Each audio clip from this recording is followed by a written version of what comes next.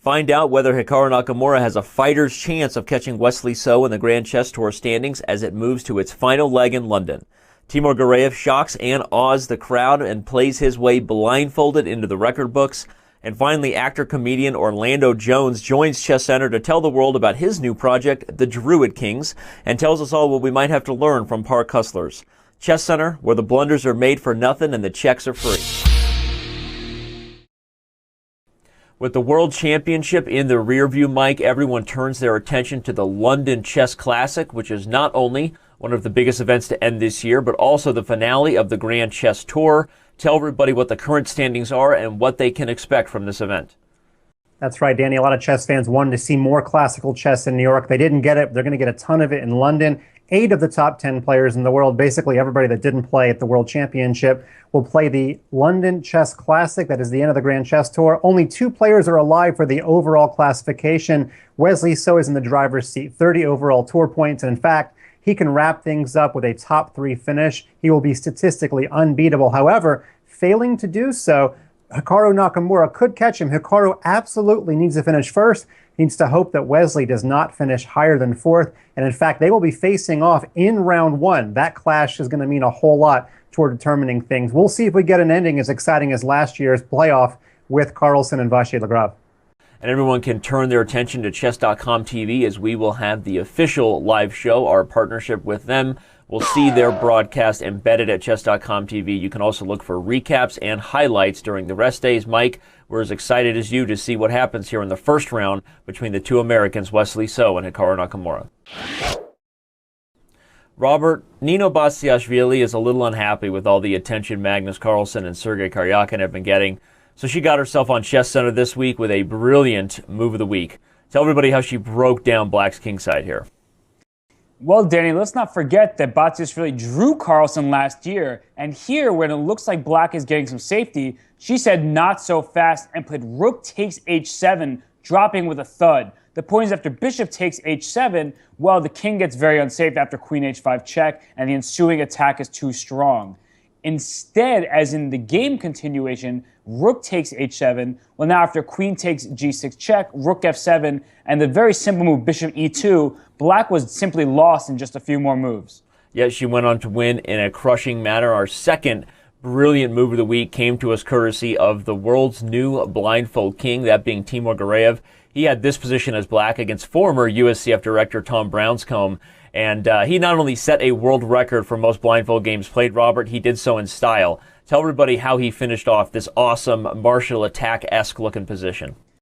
Yeah, the position here is quite crazy, and Timur only made it more insane. Knight takes h2, sacrificing pieces all over the place. After rook to e5, the queen came to f6 to join the attack. The rook scooped the bishop off the board, and now after knight takes f3 check, king g2, another ridiculous shot, bishop h3 check, led to a forced mate in a few moves. Yeah, after king takes h3, the check on h4, the check on g4, it all makes sense from here. King can only survive a couple more moves, but that's just enough time to get another piece in the game. So, brilliant board recognition, an awesome way to set a world record when you're winning games like this, and an awesome way to get yourself on Move of the Week for Timur Gureyev. The ultimate diversion from the World Championship was Grandmaster Timur Guryev's fantastic attempt to break the world simultaneous record. It was held in Vegas. It took 19 hours. He played 48 boards. He had to win at least 80%. He won 80.2%, 38.5 out of 48 possible points. It's not officially a Guinness record yet. It's very expensive to have a Guinness person come out to your event, but they're going to try to get it certified. He also had to work through a couple of distractions during the event. One was a fire alarm that paused play for 30 minutes. The other was one of his competitors claiming that his wireless audio headset for the commentary was actually some sort of cheating device. He got through both of those, and that culminates about a 4-year effort for Guryev to break this record. Inspirational, to say the least. Inspires me to try to finish this ChessCenter blindfolded. But Mike, go ahead and tell us about the other story involving top women's chess. That's right, Danny. The FIDE Women's Grand Prix cycle ended in Khanty-Mansiysk with Chinese Zhu Wenzhen, number 2 in the world. She won the FIDE Grand Prix cycle. Now, what does that allow her to do? Well, whoever wins the knockout tournament in Iran in February, she gets to be the official challenger to that person for a world championship later on. It's actually possible that she could win the knockout herself, Now, she wouldn't play a match against herself. That'd be silly. But the number 2 player in the FIDE Women's Grand Prix, that being Humpy Canera, would then become her challenger. So she's punched her ticket to challenge someone. We just don't know who. Well, it'll be exciting to see how that turns out, and an exciting match to follow regardless. Our first blunder of the week comes to us from a man who, well, he doesn't make many blunders when he plays Entitled Tuesdays, Robert, but when he does, he prefers to make blunders that lead to checkmate. Tell everybody what Jörg Meyer played here as black against Grandmaster Daniel Naroditsky. Well, Daniel Naroditsky did not just blunder a piece with bishop to b3, so the queen should have went over to f6 into safety.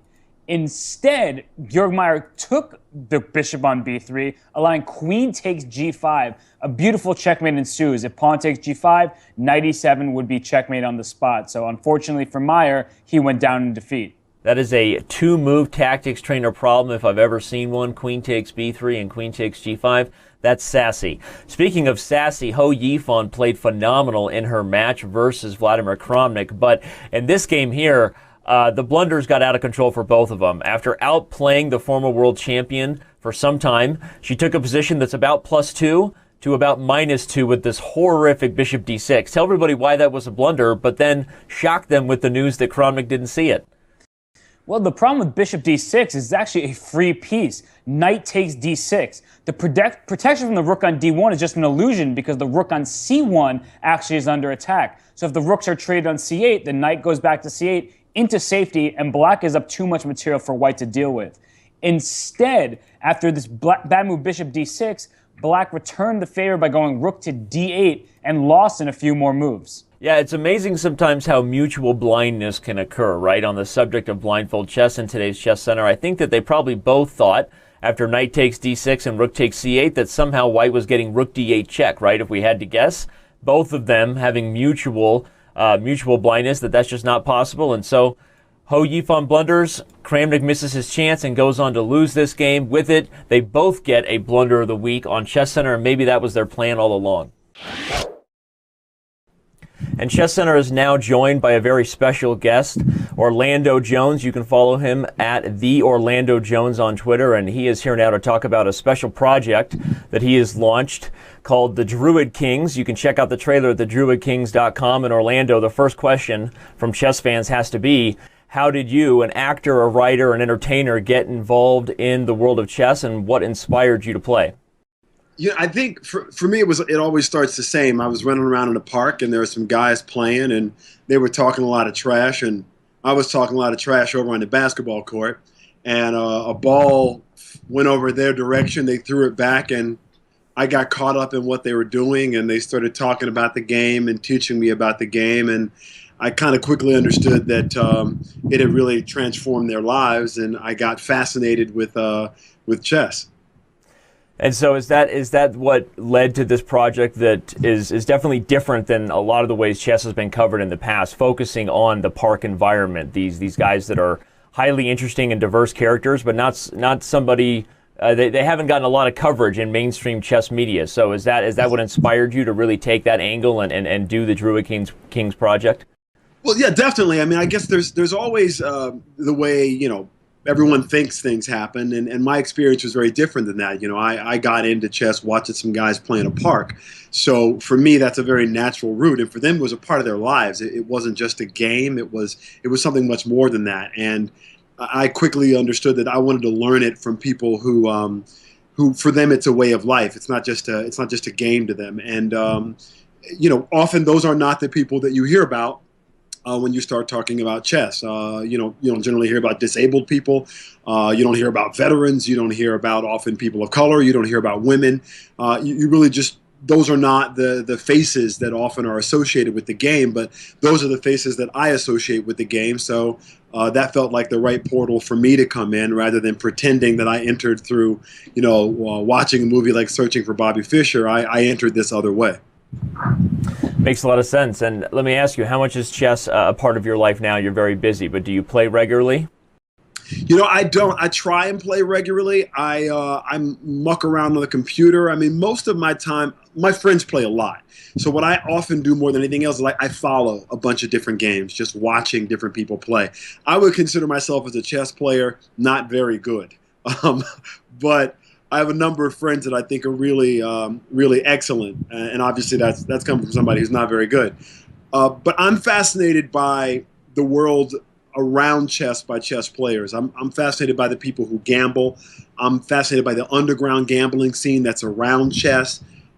People just don't think of it in that way, but that's the way I know the game. I know guys who gamble thousands, hundreds of thousands of dollars on chess matches, and also follow the championship and gamble on the side of that. So for me, I entered into it really kind of on the hustler scene, because those were the guys I knew, and I became fascinated with their view of the game, and it very much informed sort of my view of the world in some ways, and very much my view of the game of chess. Well, I play chess all the time, and I don't consider myself very good either, so we have a lot in common there. Of all of the World Championship format suggestions that seem to be going viral on the internet after Game 12, Mike, on Reddit, on Facebook, on chess.com, fans were going crazy. Which suggestion do you think had the most merit in the end? Well, I really like Grandmaster Emil Satovsky's idea. He wants to make classical 16 games, but the biggest one is that he wants to play the possible tiebreak right before the final round. That way, we already know who would win in case of a 6-6 tie or an 8-8 tie, and that would make that final classical game so much more exciting than what we got in New York City. Really thought that idea had some legs. Now, nobody's ever accused of Chess.com of having boring formats. We've got an upcoming Crazy House Championship. Danny, who's already confirmed for that one? Grandmasters Meyer and Ponsa, International Masters Bartel and Tang, but let's talk about the real favorites. Those aren't title players. Guys like Justin Tan, Kazem Goulamali, those guys are known as the Crazy House gods. They run the underground world of Crazy House and Bug House on the web. I expect one of those two to end up winning it in the end. Not sure which one will come through as victorious. Now, did Aegon come through with their promised list of celebrities in New York, by your admission? Well, to be fair to Aegon, that news report about Mark Zuckerberg and Bill Gates attending was not produced by them. A little bit unfortunate that those false rumors leaked out. I would say up until the middle of the tournament, I give them like a C- because all they really had was Woody Harrelson. But then they got everybody's favorite pop culture scientist, Neil deGrasse Tyson. So I'll give them a B at the end of the day. Not bad. A couple of months ago, Chess.com released the cap system, Danny. Were you expecting all of that controversy? Controversy. Just wait till you see the next Caps article coming out where we went as far back as Morphy and ranked all the world chess champions in history. Some surprising data about who really was the most accurate and best world chess champions of all time. Speaking of doing awesome things, Magnus Carlsen just defended his world championship title, but let's get down to real brass tacks. He's about to be featured in a Donald Duck cartoon and a voiceover for The Simpsons. Of those two things, which one do you find more impressive? I got to go with The Simpsons, and if I didn't pick them, Ben Feingold would knock my door down, so I'm sticking with it. Finally, Danny, Timur Guriev, we already mentioned him earlier in the show, but we find out now that his brain is becoming the case study for researchers. Are we happy with Timur being the standard bearer for all chess players? Knowing what I know about Timur that's not PG rated and can't be mentioned on this show, I'm going to say I'm a little frightened by that case study, but I am going to wish Timur all my best and give him a well-deserved congratulations for all of his accomplishments and for his brain being studied. Mike, we're going to let you get back to your study and try to go through all those books behind you, and we will see you on next week's Chess Center.